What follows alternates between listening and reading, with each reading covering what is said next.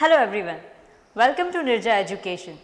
This is the first lecture of class 6. Today we are going to discuss the first chapter from book Firefly.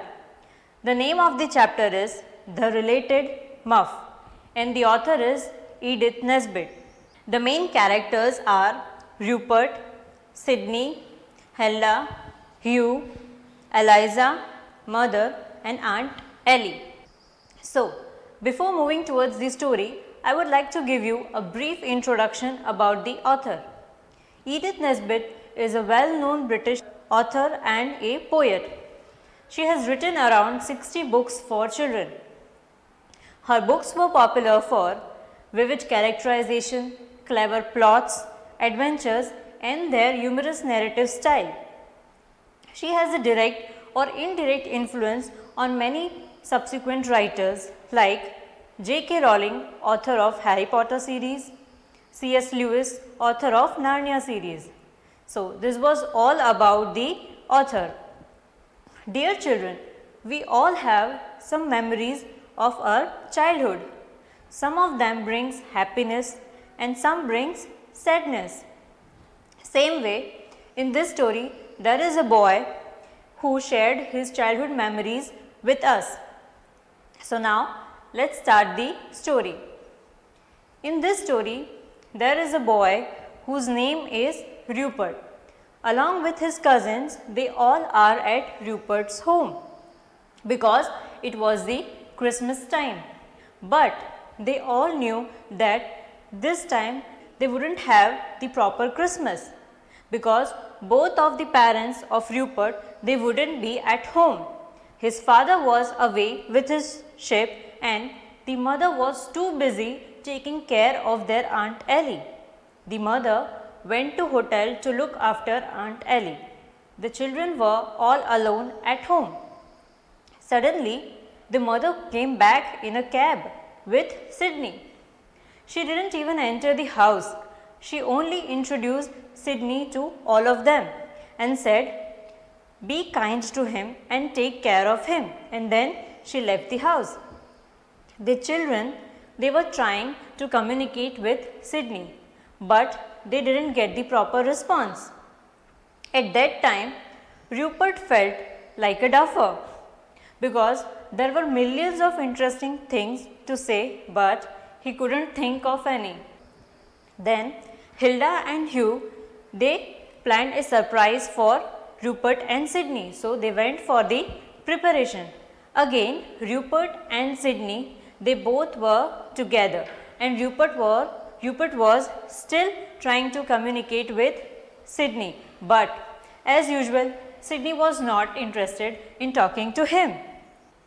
After some time, Rupert heard others shrieking with laughter, so he could not resist himself, so he escaped from Sydney, and at that time Sydney took a book and he started reading. The children were all prepared with the surprise, so they sent Eliza to tell Sydney that the surprise was ready. When Sydney got to the bottom stairs, at that time he was so shocked and frightened by seeing his cousins dressed up as Red Indians with a wigwam, war paints, beads and everything. He gave out a little scream at that time and he just suddenly sat down on the stairs. After that, Eliza even exclaimed that he had gone off into a dead faint, right? So, at that time, children's first impression for Sydney was that he was a chicken-hearted muff. Then, next day being Christmas, Rupert and the others, they apologized to Sydney and they suggested few games to Sydney, but Sydney said that he would rather read. So, while Sydney was reading Treasure Island, others were playing Red Indian. After lunch, the children thought of playing flying machines and fairies. They made wings out of yellow and pink colored sheets. Rupert also made wings out of newspaper and strings. He also used tea tray. Then after, he put on his wings and fastened the tea tray sat on it, and then he tobogganed down the stairs. While at that time Hilda was fluttering on the stairs with her wings. And what happened? At that time Rupert banged against Hilda's legs, and this causes her to smash against the wall where the gas was still burning in a little recess. Immediately Hilda's wings caught up the fire because it banged the gas and it flamed up. At the next moment, Sidney caught up the rug from the floor and threw it on Hilda, and then he rolled it over and over her on the floor. At that time, Rupert was trying to extricate himself from the wings and the tea tray, right? And Hugh, Eliza and other servants, they just rushed over there. Finally, Sidney saved Hilda's life, right? At that time, Hilda was too much frightened. Her hair frizzled short. Even there was one scorch on her neck. Everyone were breathless and pale. Even Rupert felt ashamed, awful and rather sick. Later on, he said to Sidney that he was a real hero, and they all apologized to Sidney because previously they told him a muff, but actually he was not a muff. Then they shake hands, they appreciate his bravery, and they were trying to comfort Sidney. But after some time, Sidney said, "It is not like that I don't want to play or I don't like games, but I couldn't think anything right now in this situation because my mother is ill and I am sad about that."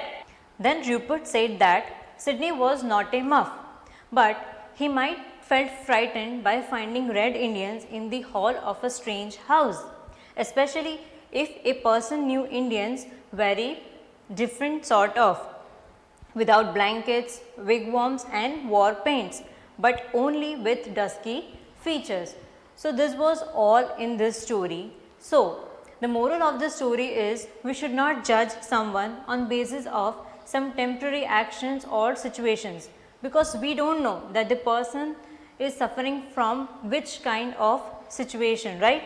It may be a good one, it may be bad one. So don't judge someone, okay? Accept them however or whatever they are. In this chapter we use different kind of words, so we should know the meaning of that words also, right? So let me tell you the meaning of these words.